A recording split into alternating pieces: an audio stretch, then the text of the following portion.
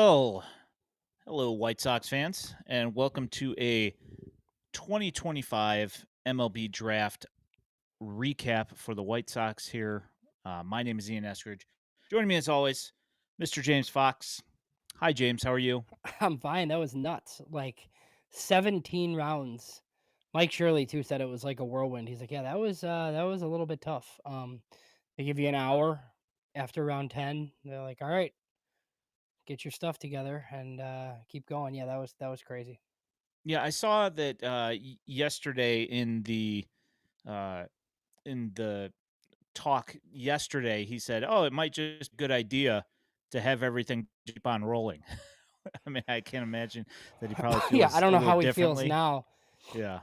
Well, I know like high level front office people like wanted this, and one of the reasons is because it gives them like an extra day now for the trade deadline. Like they can start. I mean, I wouldn't be surprised if we start seeing trades as soon as like tomorrow, because it really like it's kind of weird, right? That GMs can't multitask and do both. Like, what are you doing all day where you can't make a trade on your cell phone and like have your scouts like you to take? But apparently they can't. So because it's always talked about and discussed. I mean, I get it. I think that that way you keep your singular focus on that, and you make sure that nothing slips through the cracks. I guess and I know that there's got to be a bunch of like give and take between like agents and that stuff as well, or Hmm. families, depending on who you're dealing with. They probably make it a little bit more difficult. So I get it. But, yeah, you would think that they would be able to talk and or walk and chew bubblegum at the same There is time, an you know? answer. There is an answer you'll hear from Mike Shirley when I have today's audio for you.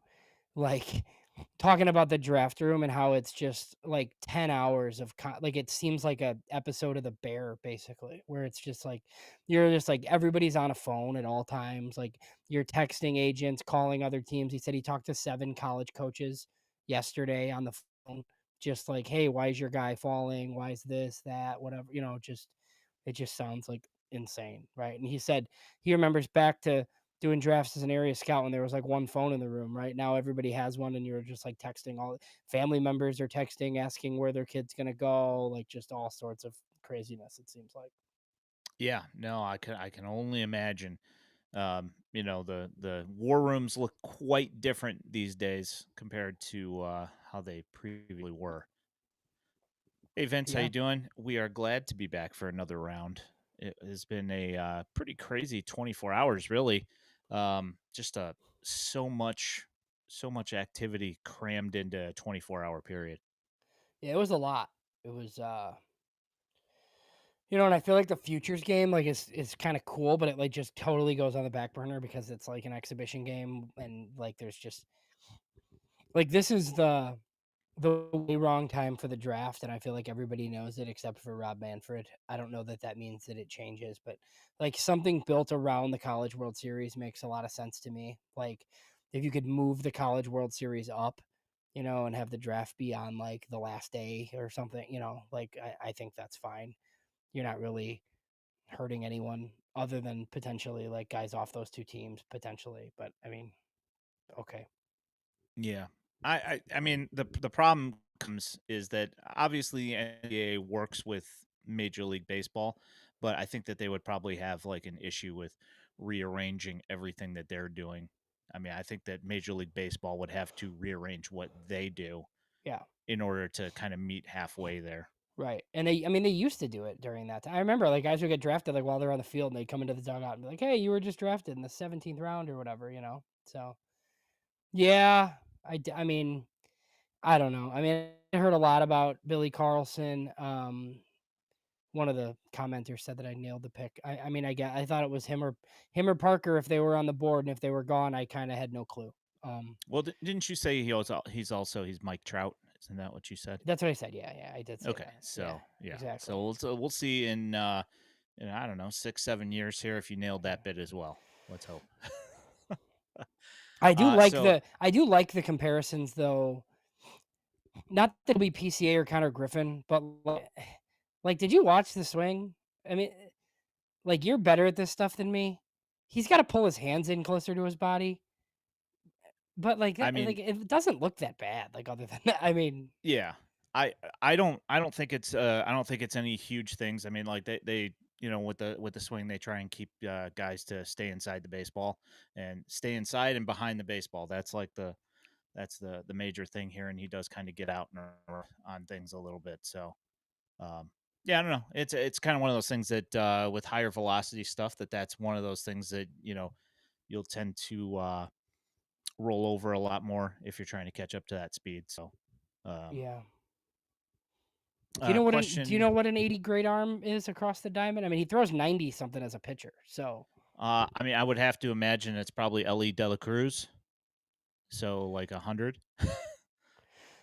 well, I mean, people have 80s on Carlson's arm at short. So, Yeah, I want to say that they clocked him at like mid 90s, yeah, if I and remember I mean, correctly. everybody said the same things. Like, he is a wizard defensively. Like, it is just ridiculous defense. And we'll see how much offense it is, right? Like, is it a 3 WAR player based off of defense, or is it a superstar level player because he also hits homers and does all the other stuff? It sounds like super high character kid. People are sick of hearing about character and IQ, but after what we just went through, I think it kind of matters. Like they talk about makeup, and I've heard from people like over the past 2 days, they're like, all these guys do is talk about makeup. It's like, okay, well, I mean, we just had a core full of guys who were hurt all the time and, didn't do everything that they needed to do to, perform. So I, you know, I think it's fine. Like looking for guys with baseball makeup, I think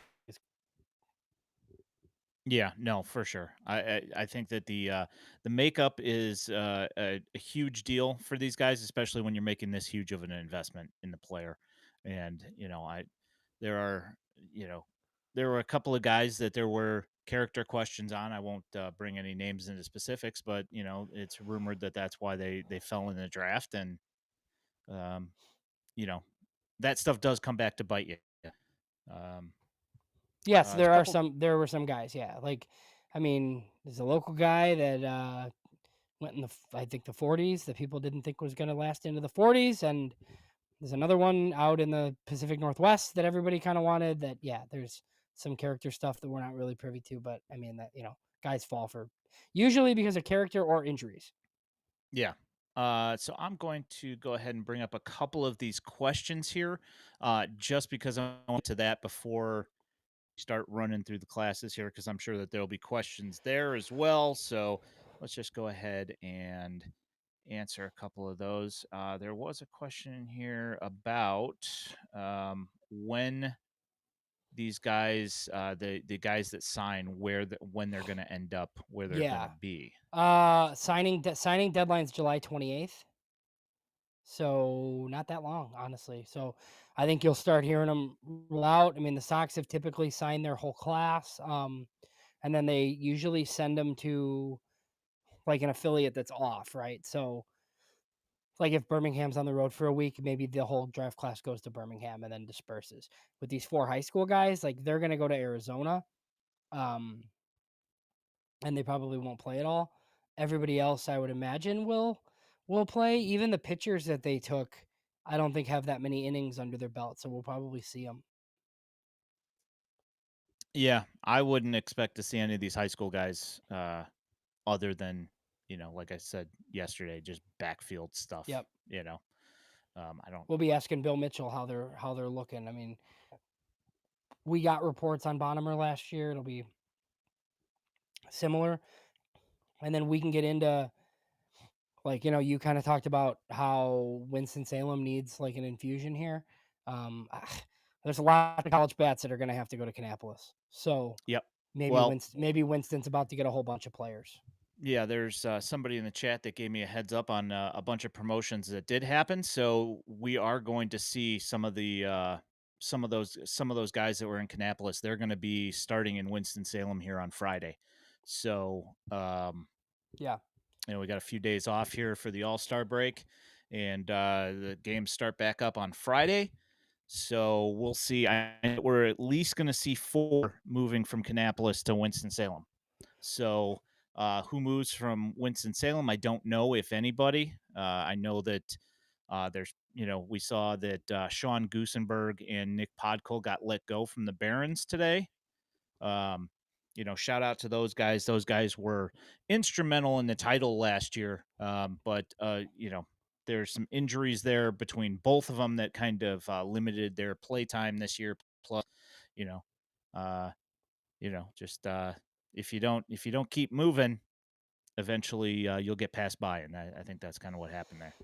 Yeah, and But I think there will be more. I mean, obviously you add I think 11 bats to the system. 4 of them are high school, but even you have 7, you're probably going to add a few more like undrafted. I would imagine there's probably some undrafted pitchers coming too. Mike Shirley said some interesting stuff about the pitching class as a whole that I'll get into. But yeah, a lot of these guys, these college performers, man, like the Arizona League is over. So I would think they'll be in Kannapolis fairly soon. yeah.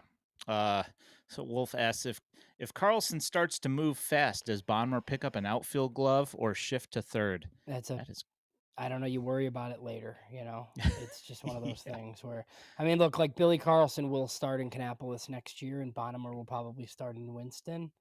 And if they're in Winston together, great. Like then you figure it out. Carrie says, please send pictures.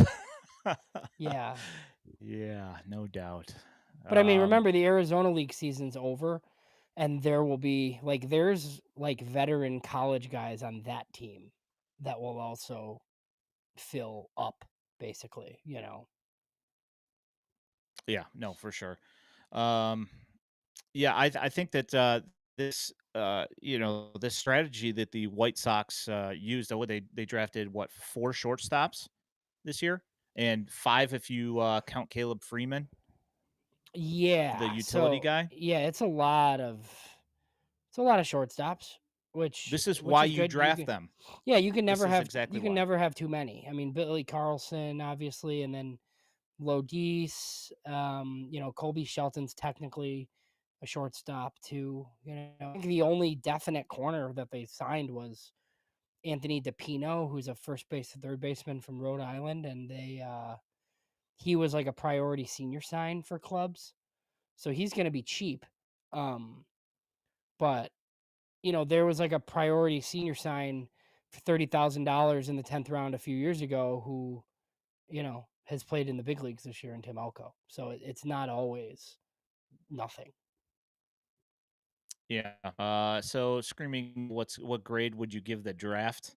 I mean, Yeah, I mean, I at give this it. point, Yeah, I it's mean, I, hard to I think grade it a looks draft. great, but Yeah, yeah, I do too. I really like the process and like the strategy, and now we'll see if they're right as far as like the scouting, the players, right? You don't know.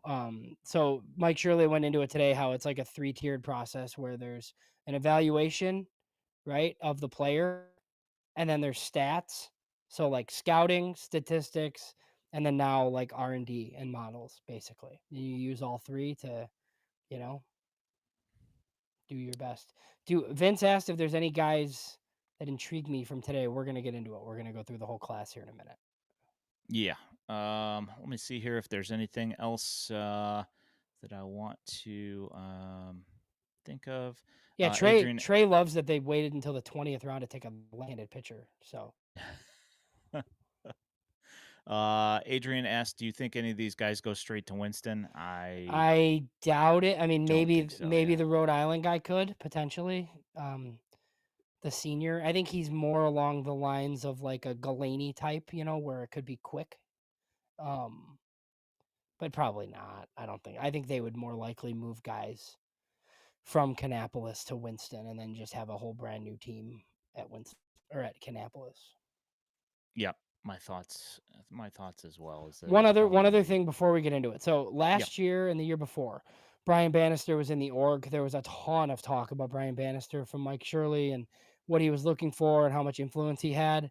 This year, Ryan Fuller and the R&D department. It was a lot of mentions of Ryan really liked this guy. Like they did, all this like data imaging and biomechanics work. And this is a guy here, like even obscure guys that I'll get into, like in the 16th and 17th. Like Mike Shirley's like, oh yeah, this is a guy that Ryan really wanted. And it's like, oh, okay. Like I didn't know he had that kind of pull, but So that's, they didn't have a hitting department before and now they do, right? So even like last year, I think they put an emphasis on bats too. And it was kind of like we talked about all these, like probably more hit over power profiles, but it was a lot of guys that work counts and get on base and this and that. And Saki's hurt and McLean's hurt and it hasn't really worked out, but they just like keep doing this, right? Like eventually with a guy like Ryan Fuller in charge, like you're going to develop bats.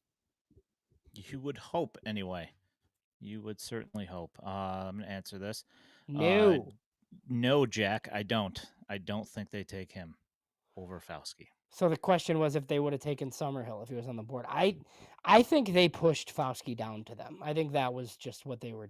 They didn't really get into that. They don't admit stuff like that necessarily unless he comes forward with it. But once we see the bonus, we'll figure it out. Like once Fauske got past a certain point, I think they were getting him. I mean, they had Jim Thome in the draft room, and he's like his assistant coach. Like that one seemed kind of like predetermined. I kind of feel stupid for not putting him in my mock draft and going with Sean Gamble just because like I kind of said the whole time, Ian, that I thought Fauske might get to them and lots of other people were saying otherwise, but it was a lot of agent talk, man. Like Yeah. and it seems like at this point, like the agent kind of planted a lot of that. Like, hey, we know that we have the White Sox, like we're gonna go higher, you have to give us more money type of thing. So he got to 44. Yeah, I mean, if you look at shout out to our main man Joe Doyle, who ended up the Cespedes barbecue uh, Was he the contest winner of or no? he won with With how many? in the 7 out of 43. Nice. I had 5 out of 45. Yeah. It's Yeah, pretty good. he did Yeah, pretty it's not good. bad. Well, you probably had Fauske in there, I right? didn't have Fauske. No, Oh, I really? missed it. No, because I put Sean Gamble. I should have had Fauske. I had Carlson. I had Seth Hernandez, 4. I nailed Carlson. There were like a couple others that I had too. I had Marcus Phil to Boston. Yeah, I had a couple of obscure ones. So Azenrek brings this up, and this is something I did you pick up on this that the Brewers had picked Caedmon Parker before? Well, so that's interesting because Mike Shirley said that they've been chasing Caedmon Parker for years. Hmm. Yeah, like that's just a guy. So I remember him like out of high school, like 6 years ago, being a guy that that was like talked about and didn't sign or whatever. Like he's one of these guys that just like kept going back to school, and then eventually you're a 15th rounder. Yeah, no, that's yeah. It's you wait until you're a senior, and then you're getting 10 grand. I know, like, Sorry. but I mean, Yeah. maybe you made enough like playing right where you just keep transferring and making money. But I mean, eventually, like the game doesn't stop for you, and that's one of the things that Mike Shirley kind of talked about last year. And I feel like he got a bad rap for criticizing NIL. It wasn't necessarily criticizing NIL. What he was saying is like he's like, okay, like this is up to you. Like I understand like you going and continuing and playing and taking this chance, but like ultimately, if you're a 23-year-old senior, like you have absolutely no leverage. So you have to be Mm, like okay with that decision, basically. yeah. James asked about Jack Bauer. Jack Bauer did not get drafted. Well, he did, Oh, didn't did he? he? Didn't he? Did he I thought late? he got. I thought that somebody took him in like the 18th Oh, round or maybe something somebody like that, did, but he's or not maybe I'm signing. thinking of No, Appenzeller. you're That's thinking probably I'm thinking of. Appenzeller went to Seattle. Yeah, Yeah. so Jack Bauer has a strong commit to Mississippi State. I heard Jack Bauer's number started with a 4, which I think is absolutely absurd. I just I figured that's what the problem was. and here's my thing, right? And I wish the kid the best, and like it's a local school that we play every year, and I, I just like I don't think he should have like taken $1 million or anything, but I just don't think college campus is the right place for him. I don't like, and I've heard some other people say this too. He has big time command issues. I just think him pitching in rookie ball, where he can walk 4 guys and still come out for the next inning, is way more beneficial than him going to Mississippi State, where a coach is just gonna like bench him or put him in the bullpen if he can't throw Well, strikes. but it's It, his coach. That's the thing is that's why he moved is it is because his Brian coach O'Connor, went there. yes, So I mean but he's still obviously paid to win they can't games. Yeah, you can't change the rules in the NCAA. So I hear what you're saying, but I mean, at least he's going with He is his guy. with his guy. I mean, Yeah, who's the guy that can't throw strikes from Bama that the Sox took last year? Like the reliever, Pierce George. yeah, Like he couldn't even pitch in college. Like they couldn't let him pitch in college because you're screwing your whole team because he can't throw strikes. Like right, but Major League Baseball teams were ready to give that kid $300,000 because they're like, yeah, we don't care. Like it's just the minor leagues. Like whatever, right? He could bomb an inning and it's whatever. yeah. Exactly. You can just come right back out. It doesn't matter. Yeah. I think that there were 3 ace guys that went in the draft. I Mm. think that's what I saw on their various Yeah. tweets or whatever. But I would have to go back and look. Somebody asked about Jacob Parker. He must be going to school. Like I thought like those kids were a package deal, but apparently not. I don't remember what He his. If you he want to got talk, drafted. I can find out what his. He got drafted. He's going to Mississippi State. Gotcha. But he got drafted in the 18th or 19th round, I think. Um, and I'm trying to remember who it was that took him. D-backs. It was the D-backs that took him, I believe. And I So don't I think that wonder. he's going there. So he's still gonna go there. You feel like so O'Connor from Virginia took the Mississippi State job, which is where Bauer's going. I don't know that O'Connor recruited Parker, but maybe he's just staying there because O'Connor is like really highly regarded, obviously, as Virginia's former coach. Yeah. Um, yeah. Let me see here. Let's see. Cam Leiter was drafted, of course, by the Yes. Dodgers. Just Yep. I think the Dodgers did awesome with barely any money, like of course, I because mean, just what they did, right is more awesome prospects. yeah, and it's like the thing is like I don't know that if somebody else drafted those same guys, I don't know, I obviously I don't think that they would have the same results. So Right. even if I was underwhelmed by the Dodgers draft class, I don't feel that it would matter. I still think that they, graduate, like 6 guys Right. to Yeah. major leagues. I don't So, want you to and I don't want you to get in any more fights like on Twitter with Angels fans, but what they did was very questionable. I mean, Tyler Bremner at 2, Bremner, yeah. but then they used the savings on a bunch of prep pitching, which I is like mean, not really that sound of a strategy. And I'm not risk averse, right? But I mean, it's like you take all these athletic, like high school, like a bunch of Christian Opper types, right? But it's like, man, that's like a dangerous way to use save, I guess. yeah, I mean, it could either see we talked about this, I don't know, like a year ago, that I thought that the Angels were um cutting off their nose to spite their face. They fired a bunch of their pitching coaches, and Hmm. they were their highly regarded pitching coaches that helped fix a bunch of the guys and get them to the major leagues. And so now that those guys aren't there, I don't know that I would necessarily have faith in their farm system that is absolutely terrible until you get to like Rocket City. It's like their A ball team's pretty decent. Their double A is pretty decent, but their high A and their triple A are pretty much worthless. Right. So, I mean, do I have faith in them to be able to do that? I don't know. Well, That's no, because now all these pitchers, if they're any good, they're gonna start in low A, and if they're good, they're gonna go straight to double A because that's what they do there, yeah. And there was a lot of speculation that GM might get fired and it would be more college guys, but it wasn't. So I'm gonna look over draft classes and whenever I return to this podcast, no, I'm not going anywhere, but I'm not gonna be here next Sunday. We can maybe get into it. Yeah. Howard brings up that the White Sox once drafted Ron Schuler's daughter and Jerry Reinsdorf's grandson, also drafted I remember that. and when they only had 40 rounds, they drafted Bossard's kid. Remember when they drafted Larry King's son? Yeah. That was late too. That was like round 38 or something. That was Yeah. yeah, no, Yeah, it they've made a doesn't couple of weird ones. necessarily need to be 40 rounds anymore. No, I get that. So all Yeah, I right, understand that too. so Billy Carlson. Mike Shirley was very excited.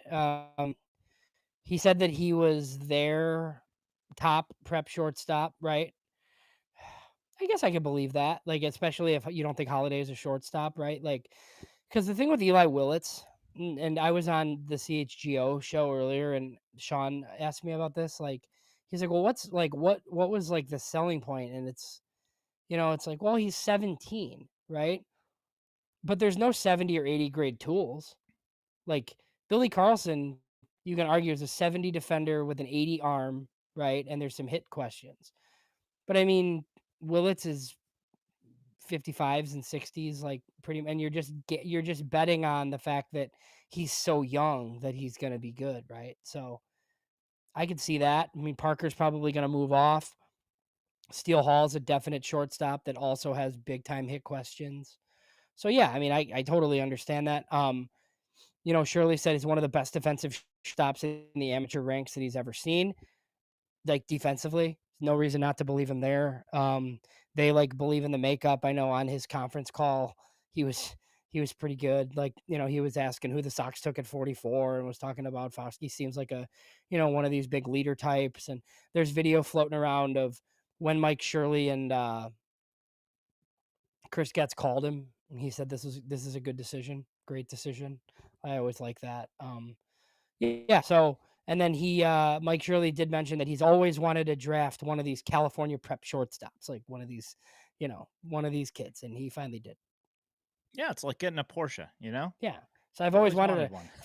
a California teenage shortstop. He is 19, or he's gonna be 19, and that's one of the things, right? He went into that on his most recent call because James Fegan asked him about it, like just in general, like you took Montgomery, what are your general thoughts on it? And he went into a whole biology clock thing and how you might hold your son back and you don't think that he's ever going to be a baseball player, and then all of a sudden he's 19, like, and that sort of thing. So found that kind of interesting. I think it's a really good outcome. Anybody that followed either of us in the lead up to this, I know, I don't know that Carlson was your top choice. He was mine. Um, but it's definitely a more favorable outcome than some of the other things they could have done. Yeah, no, yeah, 100%. I preferred JoJo Parker to Billy Carlson. I could be completely wrong, but it just seemed to me that JoJo Parker needed a little less work with the Yeah, bat. betting on a hit tool is yeah, definitely. Yeah, and I mean Carlson has power. It's just I think that they need to rework his Yeah. his levers a little bit to get it to show up a little bit more. You want to move to Jaden Fauske? Yeah, so Fauske is a guy we talked about a little bit. Obviously, he's local. There's also he was a catcher for a long time and stopped catching to DH. He's had some shoulder issues. They know him very well. My guess is he runs out as a center fielder, but probably ends up in a corner. But I think they bought the bat. I mean, Shirley said excited to have another local kid on the resume, and I tweeted that out, and some people kind of scoffed at it, like, well, what does it matter if they're local? And like, it doesn't, right? It really doesn't. Um, but it's not like they're drafting every Illinois kid. I think the thing is, like, if there's good kids here, you should not miss them because they're Yeah, here, right? I think yeah, that's the point, right? Like when you have Noah Schultz's and look, we have no idea what George is going to be, right? But like you have the ability to get a kid like that in the seventh for $1 million. Like you got to do your homework and get him. Like I'll never forget them not, they took Steele Walker, somebody who they're talking about in the comment section, over mhm, Alec Thomas, and it was yeah, similar money. And yeah, Alec Thomas's dad worked for you. Like it just, and Jaden Fauske, high school coaches in the area have told me is the best high school hitter from this area since Alec Thomas. Um, so they took him this time. RK asked, like that's a pretty good comp actually, as far as like the glove and the arm. It's an 80 grade arm. It's a Mason Win level arm at shortstop. We'll see what the offensive profile looks like. yeah. We'll see after they make their changes. We'll see what's happened. Um, yeah. I mean, and Carrie brings up George.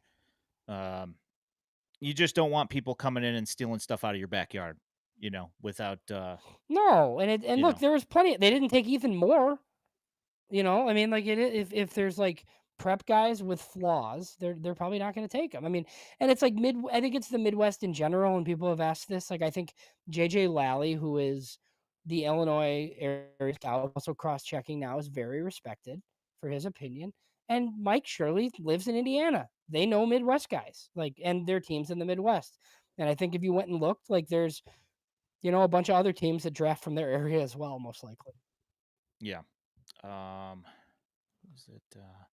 Trying to think. There was some. I was looking at some NAIA guy, Mm. which Oh, D3, and he was saying one of the White Sox prospects comparable to his tools scream Chipper Jones, and I was like, all right, oh, sign me up. yeah. No, that's crazy. So the last thing I guess on Fauske, they said it, and I think we have an interview coming out tomorrow, right, with Elijah and Jaden Fauske. That's pretty good get. We're like one of the first ones that got him. Shirley mentioned Ryan Fuller in the R&D department. This is the first time I heard this, was yesterday on the Zoom, that they were just in lockstep about this. He was one of the best prep left-handed hitters in the class. He was on their area codes team. Jim Tomey's son plays at Nazareth. He's an assistant coach at Nazareth. So Tomey was in the draft room. They know Jaden Fauske pretty well. Yeah, and spoiler alert: tomorrow morning, Elijah has a interview with the Naz head coach and the head scout, who's his son. Um, and there's some good stuff on there as well. So keep an eye out for that.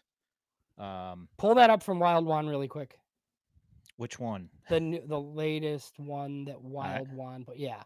So I had this same thought earlier. He said, I think the White Sox see a lot of good obtainable pitching prospects at the trade deadline. If they get a lot of pitching at the deadline, I'm not going to be surprised because they've talked about how hard it is to get hitters, right? And their deal was panned last year when they got, two DSL level prospects and Vargas. Like, that's the level of hitters that get moved at these deadlines. So if you can get pitching and Yeah. keep drafting hitters. Yeah. Then The third let's pick see was Kyle Lodise. Is that what you want to move to? Yeah, just Adrian was asking, is Matthew Fisher signing? Do I we know? think so. He went in the top 10 rounds. Those guys usually sign. I mean, it was the seventh. So if he doesn't sign, like, all you do is lose your seventh round bonus slot. But my guess is they saved enough to do it. Yeah. So yeah, my thought was we'll talk about Lodice for a second, then we'll move to first pick today, and then we can just kind of hop Yeah, around and you bounce can around. group them if you want to. Okay. Yeah. So Kyle Lodise was their third last night.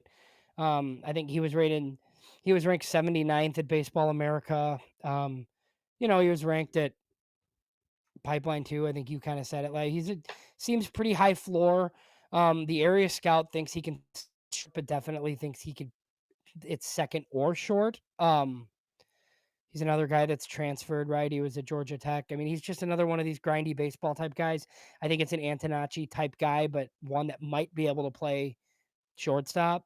Um, it's probably a little bit under Well, slot. I mean, Antonacci's playing shortstop at Winston Salem like pretty often. Yeah. So So it's another one of these just similar guys who probably will make it to the majors, but I don't know how much impact he's going to have. yeah, But I mean, look, it's a third round pick, right? They didn't take enough of these guys like in past years, right? Like, you're taking starters with reliever risk that end up being relievers, and right. So and you take first baseman that's what I that you mean. Like, you that take aren't these going to do bats, or anything. just Yeah, all these up the middle bats are pretty yeah. interesting. At least it's athletically you can move them around, and you know that definitely at least they're going to fit, and you make the offensive profile fit at least well enough that it'll pass. That's my thought on it. Right. So I can share like on him. So just like on the area scout said, like, very versatile, a true baseball player, knows how to play the game, very So he thinks he's twitchy, agile, and athletic, quick glove to hand actions at short, can play all infield positions, should stay in the middle of the diamond with light feet, solid runner, short compact swing with power in the bat, knows the strike zone, has bat to ball skills, with barrel control and ability to use all fields. So, and here's the other thing: double plus makeup, gritty grinder baseball player.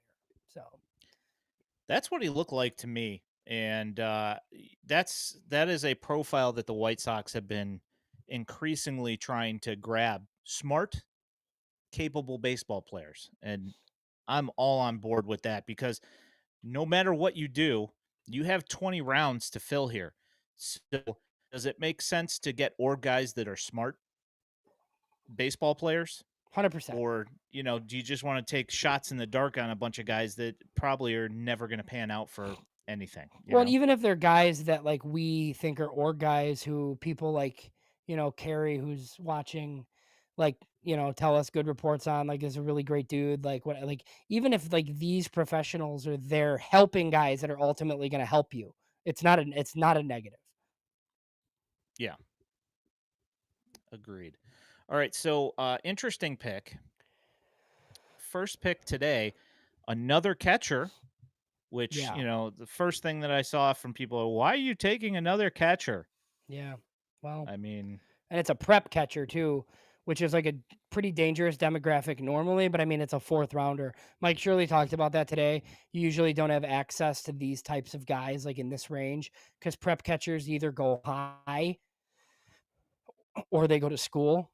Usually he's a Stanford commit. It was talked about, makeup was talked about a lot. I guess he's dealt with lots of adversity in his life. We didn't like Shirley didn't really elaborate on that, but they were fans of that. So they do project him like at catcher, which I found interesting. I mean, obviously he can move if he needs to move, but my thought is that he'll be, playing catcher. And that's the question. So like maybe most of these guys end up in Kannapolis next year, like as high school picks, but maybe he doesn't, right? Just because, like sometimes catchers just take a little bit of time. So maybe he does start in rookie ball. have you seen the All-Star jerseys?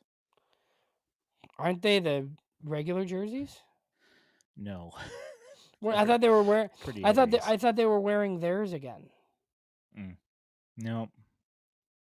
At least I saw them earlier today when people were walking around. They were pretty pretty awful. Yeah, that's not Um, great. So I will say so Hodge was ranked 164 on Pipeline. Obviously, the Sox liked him a little bit better than that. He was ranked higher at other places. It's another Louisiana State commit. So him and Fauske were both headed to LSU. Left-handed hitter from Crespi Carmelite High School in California. I feel like they haven't been super prep heavy in California, but this year they had two of them. yeah. So that's a little bit interesting. 5 catchers. Um, so there's been catchers like out of this high school before. I got like Rick Dempsey, it says on Pipeline, was one of their like famous alums, but it's an athletic backstop who performed on the showcase circuit. Um, and I think it was just a guy who a lot of people kind of thought had a strong stand commit, kind of decided that he wanted to go pro. We'll see what the bonus is. I'm sure it's over $1 million though. You looking at your screen here? I'm not, I was reading something. Oh yeah, those are Yeah. bad. Why are those so bad? Why would they do that? I don't know. I don't know. It is I that thought is they were wearing the downright team's embarrassing. jerseys again. So apparently baseball says that they're wearing it for the game, but not for the Derby. Gotcha. Okay. Jeez, that's terrible. It's an awful decision. Yeah. Awful decision. Jack, I saw that. That was interesting. So Jack said that Keith Law had landed Hodge 65 overall on his board. Yeah, and I want to say that Joe Doyle had him ranked pretty high as well. Mm-hmm. I don't remember exactly what it was, but I think that like 4 of the White Sox draft picks were like top 65 or something like that. Yeah, So, Joe's really high on Colby Shelton. He had him like in the 60s, I think. okay. So now we've talked about the top 4. How do you want I think we to should stay. I think we should stay with bats. Okay. So let's move to the next pair here, which picks 6 and 7. Colby Shelton from Florida, formerly from Alabama, and then Anthony Depino, third baseman from Rhode Island. Yeah, so Colby Shelton's a guy who's in college like kind of forever, middle infield profile, but it's lefty power. Um, I don't think he can stay at short, but who cares? Like it's fine. Like if he's the second baseman, he's gonna move quick too. I think he's the type of guy who you would see in Kannapolis and he would just be awesome. And you're like, okay, this is kind of pointless. Like, what are we doing here? Type of thing. And then look, I mean, he could get to double A and flame out like some of these guys do sometimes, but I just don't think the low minors is going to be that much of a challenge for Colby Shelton. Um, so yeah, I think he's interesting where they got him. I think he'll be a big debate for us, like as far as top 30, because I mean, I think once we start writing names down, we're gonna feel like he belongs. I know it's kind of, he's a 6th round pick, right? Was he the sixth? Yeah, he was the 6th rounder. 6th, yeah. Um, but I mean, it's gonna be you know, a bonus in the 400 to 600K range, I think, for a guy who I think we're gonna see pretty quick. I think we'll see him and Lodice in the system here pretty soon. Hmm. Yeah. So here's a He picture can of he can hit. Colby Shelton in a disco ball Yeah, it's great. crash helmet when he was playing in Alabama, and so he does have power. He did drop I think what 5 home runs this last year, but from my understanding is that it was to concentrate on contact. Well, because I think this is one of the reasons. So he was looking for a bigger bonus last year and he didn't get one, and I think teams wanted him to make more contact. So then he went out to make more contact and he had less homers. Shocking development. But he can hit though. Yeah. I like that one. Uh, I was kind of surprised by that one. Not that I guess I forgot Colby Shelton existed, right? I was like, "Ooh, that's good there." He just like wasn't on the radar. yeah. Hi Dylan. How's it going? Thanks Yes. for all Good your evening, Dylan. contributions, sir. Anthony Depino, guy with tree trunks for legs. Yeah. He's like 5'10" or 5'11", and that boy thick. Yeah, their East Coast cross checker. This was like a favorite of his. I think it's Sagi. Sagi is the cross checker there. Hmm. Shirley talked about him, said he was a priority senior sign for them. So my guess is he might get a little bit more money than we're thinking. I don't know that he's a 10K guy. Maybe he's a 50 or 75K guy. Um, I don't know that he's a leaguer. He's a corner. His first third. I do think like does kind of remind me of the like Ryan Galvin type guy where if he comes into the system and he starts hitting right away, I won't be surprised. I mean, he can really hit. He plays at Rhode Island, so Yeah, yeah. Just see him, moving through multiple levels of the system each year, and we'll see where it goes. I mean, it's like you get these high level college guys, and even if they're not leaguers, you still see them move through the system quickly because the competition is yeah, sometimes not good enough. yeah, and sometimes eventually they like hit a wall, right? But Yeah. that's okay. So then what? That was it, right, for the position players That is in the top in the top 10. 10, yeah. So Yep. he talked a ton about. So this Matthew Boughton is super interesting. He's a 20-year-old high school kid out of Texas who apparently signed because of a great relationship he has with the area scout Alex Ben and like the area supervisor Ryan Dorsey. The kid got dinged a ton throughout the process just due to his age. He's a 20-year-old high school guy. Mike Shirley made a comment about how they were talking to him in the 5th round about a deal potentially that like fell through, and then he ended up just like wanting to sign and took almost half of what what they were talking about, right? So they took him in the 11th. My guess is it's over 150, but I don't know by how much. I mean, if it's 350 or 450, something like that, I wouldn't be too surprised. Shirley was very excited about this guy, like mentioned 5 tools. I mean, just with the scouting reports others have, it's definitely speed and defense at short. It seems like the offense is an issue and a step behind, but it seems like Shirley and at least the scouts kind of feel like there's some upside with the bat too. So I like high school swings in the 11th round. Yeah, I mean, to be able to get a guy that you had ranked in, say, round 5 and be able to still grab an 11 and still be able to sign him, that's a win right there. So, we shall see. Yes, the elusive Yeah, Albertus. is he hurt again? He is, yeah, he's Because still working through it, I but guess. they sent him to Canny, and he They just hasn't did. played. Well, they activated him and then and then moved him back. So, Okay, so but he hasn't played in Arizona either, though. I don't think since then. yeah. So I'm gonna correct Eagle here. So Mike MacDougal is the former White Sox slash Royals pitcher. Mike McDougal, father of Tanner McDougal, Yeah. was drafted by the Cardinals and is not. There's no A. and lives in Vegas. So, or Yes. yeah. Yeah. Button and As Canny this year, I don't believe so. He'll be like, even though he's 20, he might be a rookie ball guy next year. yeah, He that's just I mean, seems it's he's older, but he seems super raw.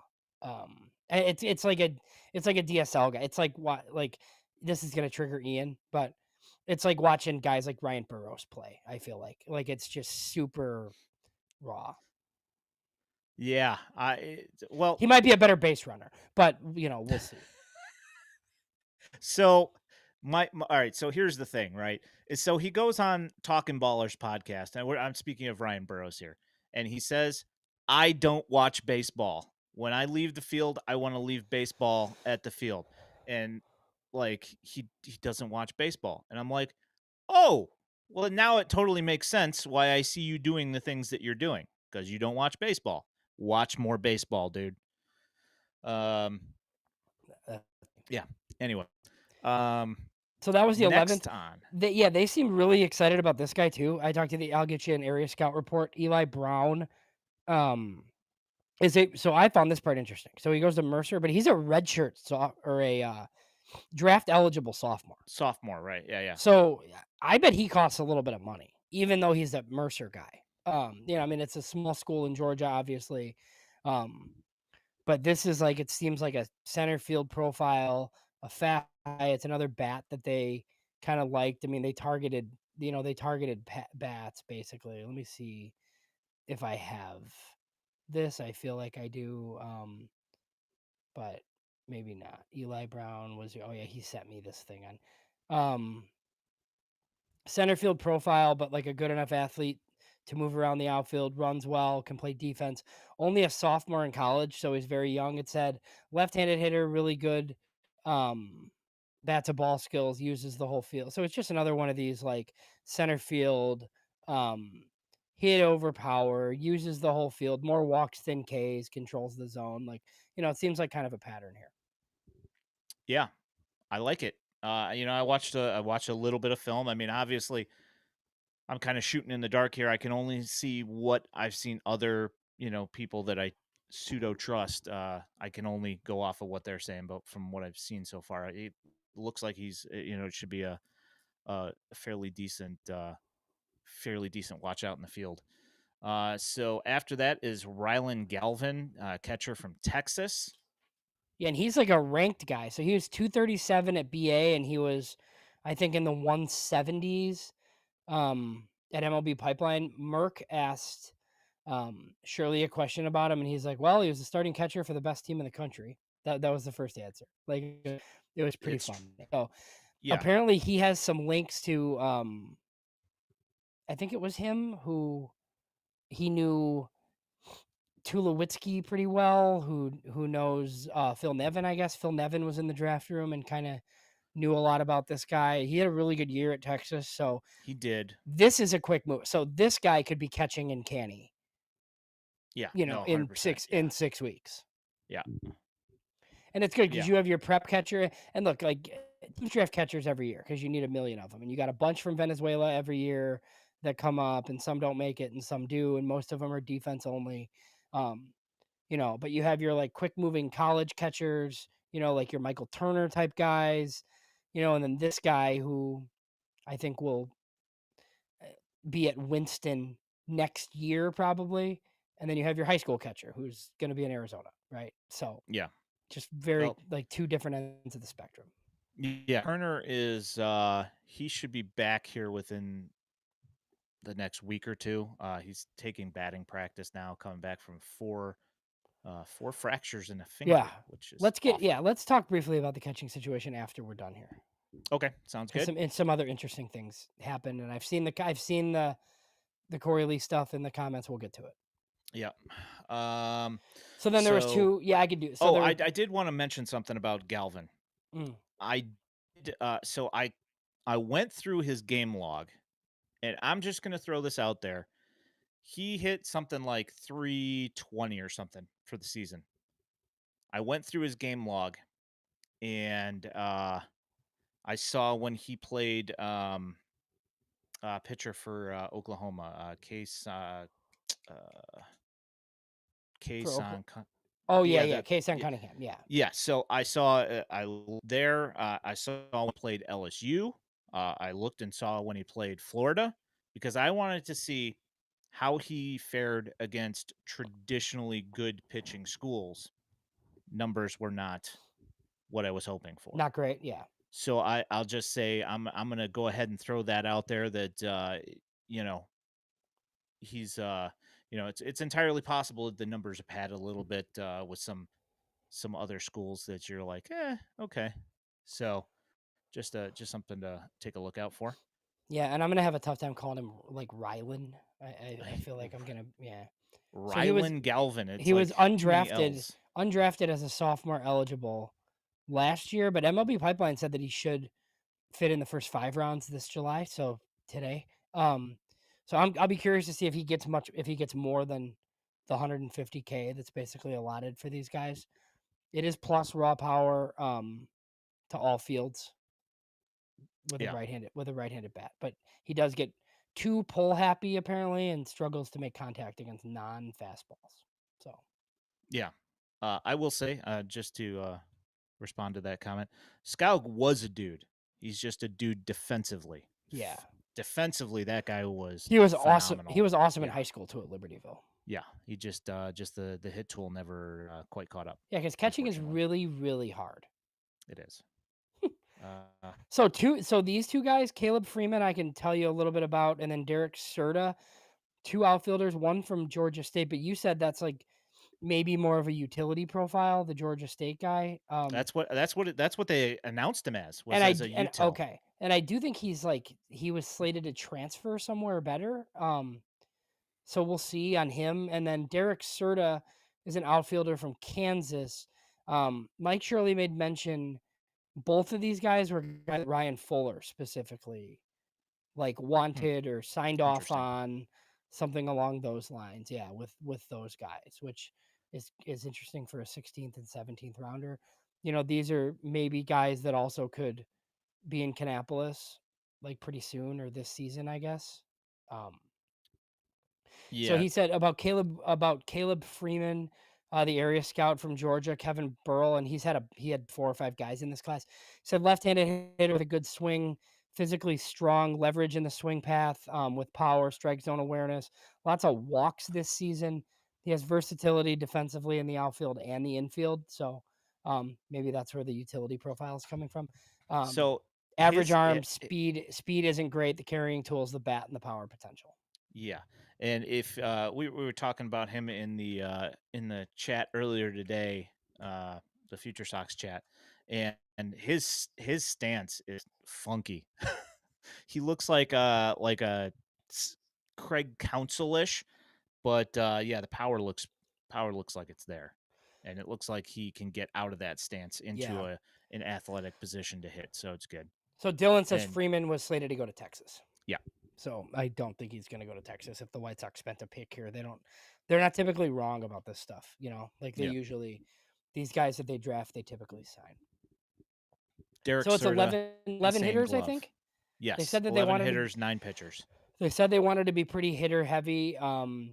Shirley talked about that on the Zoom call today, just how they were pretty focused on bats and they were focused primarily on up the middle bats. And we asked about the power, and he just like talked about guys who have some power, but they're very, very focused on swing decisions and, you know, plate discipline and that sort of leading to power ultimately. Yeah, I've got no idea, Adrian. I mean, he Adrian gets asked what 100. I mean, number. he's definitely getting 150K. That's a slot value, right? Yeah. I mean, everybody Oh, on day actually, wait. He's everybody 11 to 20 can get 150K without it counting against the bonus pool. right. Yes, yes, yes. They keep on And moving things, moving the sometimes goalposts. guys just want to go pro. Yeah, no, for sure. Um, all right, So so we skipped some pitchers. yes, Gabe Davis yeah, is massive. 6'9". We got 2 6'9" guys Yeah. in the draft. Yeah. So Mike Shirley said starter profile, real upside with Gabe Davis, a guy that they liked last year, but he decided to go back to Oklahoma State. Big time stuff, good mover on the mound, lots of injuries that he's battled, basically. I don't think Seems to be he, quite a few of those guys. yeah, some injury, but it is like it's like a fluid 6'9" guy. James Fegan asked a question about drafting two guys that were 6'9" and if that was like, something they like. And Shirley's like, well, yeah, I mean, yeah, when like it's a giant man that moves this quick, that moves this well, right? So, yeah, this is a guy who I think will start for a bit. And then if it ends up being um, a big, like a relief role, I wouldn't be that surprised. Kind of does it remind you of? I don't know if you've watched him. It kind of reminds me of McKinley Moore, like a little bit, like Yeah, when he I could was see like in the that system, comparison. Yeah, yeah, I could see that comparison. and he was Did you more of a have reliever right away. But you know, Did you happen to see this Jason Reitz guy that got drafted by the Twins? I did not. 6'11". Nice. Here, wait until you see this guy. Isn't that John Rauch too? Was 6'11"? 6'11". Look at this guy. Yeah, Holy smokes. he looks like he's on stilts. Yeah. The first comment was like born to be a Savannah banana. Yeah. Yes, I'll talk. I'm going to talk about the Ohio State pitcher next. uh Baseball tossed. let's see here. Blaine Wink. Yeah, interesting guy. So he was headed to Georgia. Um, and that's a pitching coach as their head coach who's like pretty good at this. So Blaine Wink is good. Blaine Wink pitched at Ohio State. I think he only made like 5 appearances on the year. He's had some shoulder issues, but I do think it was like it was like a broken bone, like a broken collarbone. Um, he pitched apparently, if I have it, he pitched at the draft combine. Was pretty good. Was like 90, 96 at the draft combine. Yeah, you look good. He doesn't have any innings, so I think we're going to see him in Kannapolis like pretty much right away. It might be in shorter stints, right? But I think these could be two guys in the Cannonballers rotation next year. Manute Bull. Yeah, Yeah, he does kind of look like Manute Bull. That is, he does. Yeah. we may see him at some point on the south side there if he comes through with the Twins. Holy smokes. Uh, next on the list there, we've got Riley Ivikoff out of Coastal. Yeah, so he talked a Um, lot about him. So this is he's another interesting. it's another priority senior sign. And this is where Shirley went into like his tangent about how we're all looking for just performance and velocity and all this stuff, right? But like there's something to be said for these dudes that like lead their team to winning, right? He doesn't throw hard, but he knows how to pitch and he's been doing it for a long time, and these coastal guys are pretty tough. So, I don't know whether it's starter or reliever. But he was on him and the Rhode Island guy were both on um the senior sign list at Baseball America as just like notable seniors. Yeah. And I'll just throw this out there. You've got your guys that made waves this season in Shane Murphy and Jake Polish, and then you've got Mason Adams, same kind of boat. I mean, this guy's generally been a reliever, but you know, the guy can pitch, and you like to have guys like that. Um, Daniel Wright, the other 6'9" right-handed pitcher that we got out of Iowa.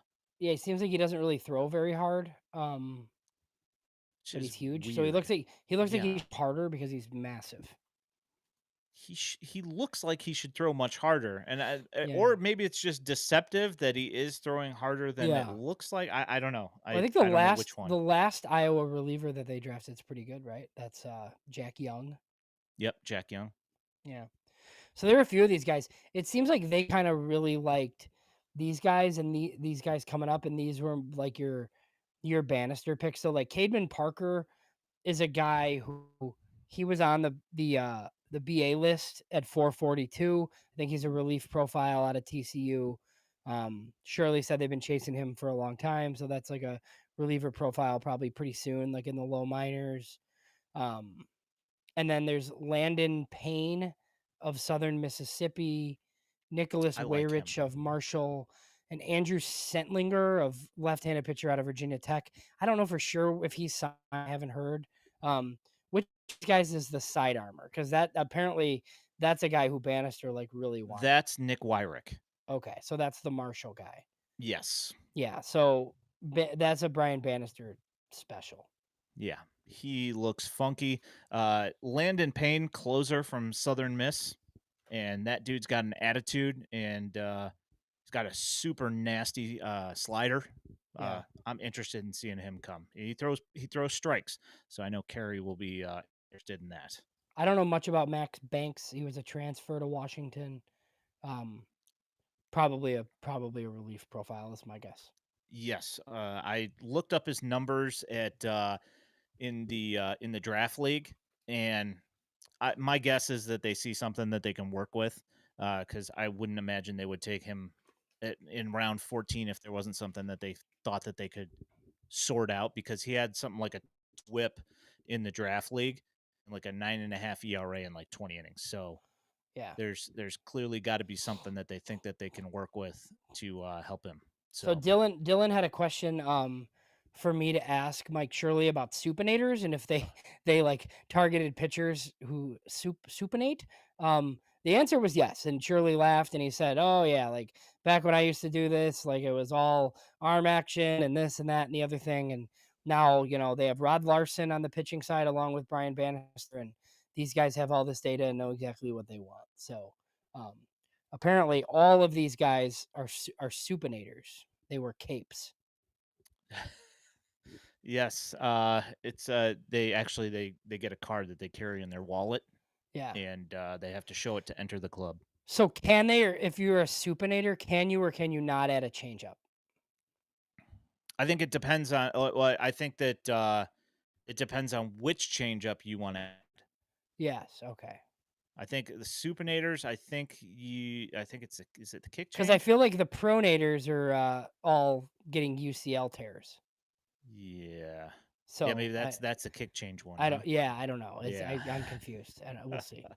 So some of the like just over like the takeaways, like he did say, I mean, he loves obviously the first couple guys and adding them to the system, but that they were like extremely excited, focused on bats and middle of the field players, swing decisions.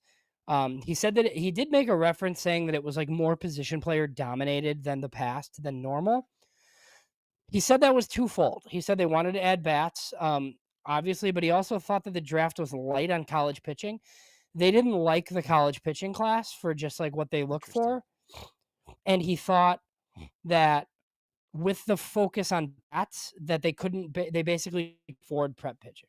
So there were prep pitchers that they liked, but once they basically spent their money on bats, they were like, well, we can't really afford the prep guys and we don't like the college guys, so just keep taking bats and funky, weird pitchers. That So he makes said sense. that was a little bit tough to navigate, but that was like the reasoning for it. Because look, they're usually pretty pitcher heavy. Now, I think when you have the pitching infrastructure they have, like if they get 5 or 6 SEC undrafted free agents, like you'll see some of these guys, right? I mean, we just saw Palish or Jake Polish? I Polish, think it's polish. That's what I Polish. keep on hearing this Yeah. year. It's So we different see, every I year. mean, we see a guy like Jake Polish in the majors, undrafted free agent years ago, right? Like they can find these guys. Like they're like Umberger, undrafted free agent, right? So I think it's something that they've done a pretty good job with. Ryan Fuller was mentioned a lot. R&D department, like all these guys working like in hand with the scouts. He praised his assistant director Garrett Guest. And just the staff for being ready and doing all this. I didn't get a question in at the end because I ended the thing. I was going to ask him if he's had a chance to just like take a step back and get excited over next year's class, but um, I didn't get a chance to ask that one. I know everybody that's listening to this show right now is obviously interested in this stuff. Next year's draft class is ridiculous. Um, there's 5 guys right now that could be number one. I mean, there's 2 high school shortstops, there's 3 college shortstops. It's exactly what the White Sox need. Hopefully, they pick in the top 3. Yep. Let's please please. I can't handle another sixth or seventh I pick. can't, dude. I can't wait to debate like whether they should take high school stud shortstop Brady Anderson or college stud shortstop like one of these. It's like okay, great. Rock? Like yeah, Rock Chalani or Justin LeBron from Alabama. I think you're gonna need number one for Rock, but Yeah. who knows? Yep. Maybe like a team that doesn't deserve the number one pick gets it, and then they take a 17-year-old to save money. Yeah. I mean, that's what happened this time. Just looking up one thing here That's right the other. quick. That's one other thing. Like I knew that this meant more than like you know how many people I talked to right after the Mike Rizzo thing, and my gut instinct was like, ooh, like this is not good for Scott Boras type of thing, right? Like right Yeah. away. And others were like, ah, they'll still take Anderson, or even like really smart people that do this are like, well, it still has to be Anderson or Holiday, right? And I'm like, I mean, I guess so. I think we should have saw this Willits thing coming. Yeah, that's totally who it's going to be. Eli Willits. Yeah. Yeah, well, and he didn't take the physical, so he could take a discount, like Vince could get screwed. But if they have the worst record, the furthest they can fall is 7. So Only pick 7. yeah, that's as far as they can fall. So That is. there were some catcher questions. I don't think Yeah, either of us let's talk about this catcher I don't think situation. either of us like the fact that Caro and Teal are not playing that much together. I like Will Venable. I think this is like a character flaw that he won't play these guys together because he got screwed one time. If the addition of who is it, Sable? What's his first name from Boston? He Brooks? was a yeah, I don't know. Something Sable. Yeah, but so he's like a catcher who can play other spots too. So there's some versatility there. Like if he could be on your big league team so that Teal and Carroll could Blake. Blake Sable. So if he could be on your big league team instead of one of these other guys, like once you trade outfielders, so then you could play these two kids together, that's a pretty good outcome. Apparently there's rumors that San Diego's after Corey Lee. What does Corey Lee bring you back? The Padres are the rumored team that I'm seeing. Yeah, that's what it's said it in the chat 3 times now. Is that Ah, in the same Heyman article? Because I couldn't read the New York Post, but apparently there's 8 teams checking in on Luis Robert as well. So we're full steam ahead trade season now because the draft is over. yeah. I And mean, they're not going to get it in return, but they're going to make a bunch of deals, I think. yeah, I would think so. I think there's probably a couple of relief arms that are going to go as well. Um, Under 3.5 outfielders traded. how many of which position? Outfield. I'll say. I think the under safe, Oh man, but Robert it, Talkman, Slater can help somebody. Slater and Taylor can help Taylor. somebody. Right. And I Man, think Benintendi's a no. But I don't think anybody will take the payroll for Benintendi. You'd I have to don't. eat money Yeah, I think they'd eat money to move him. I just don't know why anybody would want that guy. But okay. because he's clutch. Haven't you Yeah. seen the tweets? Oh, that's true. He's clutch. Okay. Oh yeah, Oh, Doug. Okay. I mean, I'm with that. I sure. hear you Why there. not? And give him Steven Wilson back too. We'll your Yeah, Schoolcraft. Thank you. Doug says Corey Lee plus Robert to San Diego could get a real return. I agree, it could, but they would also have to be willing to take both of those guys, which Yeah. you know, I do think Robert has some value. I think packaging him with something is kind of interesting. Like if there's something somebody likes, I wish Cam Booster was better. Because he was the guy that I thought that you'd kind of be able to move. And they got a couple weeks here. He's going to be back, I think, Friday in Pittsburgh. Um, so we'll see. The other thing, yep, if any of you will be in Pittsburgh, my DMs are open. I will be there all weekend. party. Uh, TJ asks, "Do you think they trade Mike Vassell?" I will say no. I don't think so. Yeah, I think he's especially more after valuable to you than he is to other people. yeah, it's, they just who was it? Somebody was just talking about him from the White Sox front office was just talking and beaming about Mike Vassell being awesome. I mean, he's like good somehow. Like he's like not good, but he's like a magician. Hey, It's like you know? 6 Ks per 9, and none of his stats are particularly great, but he just, like, gets people out. Yeah, I mean, hey, we were just talking about that. Just gets people out. He does, yes. So hey, Does anybody else have um, questions? 'Cause, um, I don't know. Ian will decide whether he goes live with somebody else next Sunday, but it might be a little bit here. yeah, Yeah. I'm I'm uh I'm perfectly fine taking after the last couple of weeks. I'm perfectly fine taking Yeah. a day So, off. and we know that there's gonna be trades and stuff, and, like, I'll be out of town when I get back. If we need to do, like, a trade deadline show or something, like, we can. I don't think it's gonna be anything too pressing. In Future Sox, we are gonna work on our mid-season top 30, but I don't re we don't release that until after the trade deadline just because it doesn't make any sense to do it until all the new people are in the system. Yep. So, Jack, my favorite pick is the first rounder. I think Billy Carlson's awesome. Hmm. Hmm. That's a good question. I have to say that as well, just because it's such a novel idea for the White Sox to draft like a very highly rated shortstop from Yeah. California. I'm just not used to that kind of thing. I'm interested to see how this whole thing Well, works so out. yeah, so one other thing before we get off that. So it's like not a like I think people have said that it's like, it sucks that they picked 10, and we've kind of talked about how it might not be like a terrible year to pick 10. But they picked one in every other round. So the only difference was like your bonus pool space in the first round. If you would have told me at last year's draft lottery, like, oh, you're picking 10, but you're gonna get Billy Carlson, like I would have been ecstatic. I would have said you're Yeah, freaking crazy yeah, because yeah. he was like seen as the top prep guy in the class. Like a year ago at this time, I would have been like, yeah, right, you're not getting Billy Carlson. So like And Jaden it's Fauske. right, like it's a pretty good outcome. Yeah. Yep.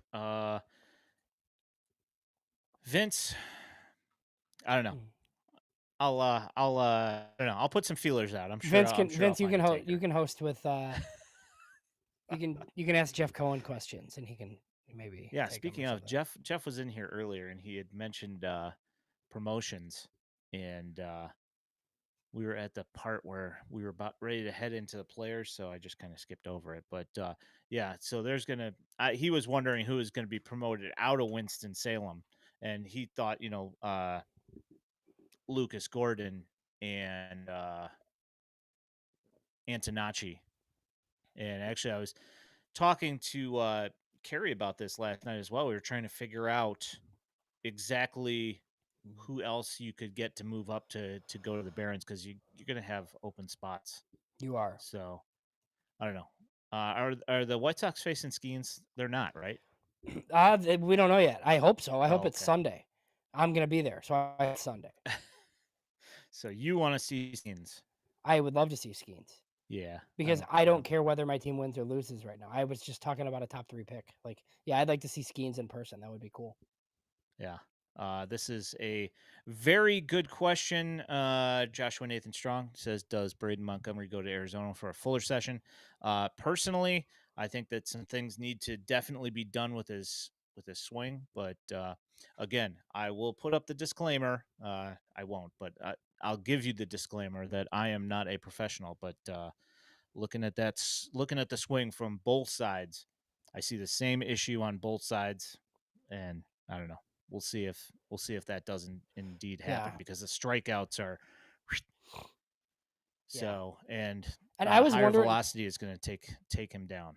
I was wondering whether, like, if we'd see a Jacob Gonzalez promotion too, but like he's It's back possible. down. He's also though back down to like a 105 WRC plus in Birmingham.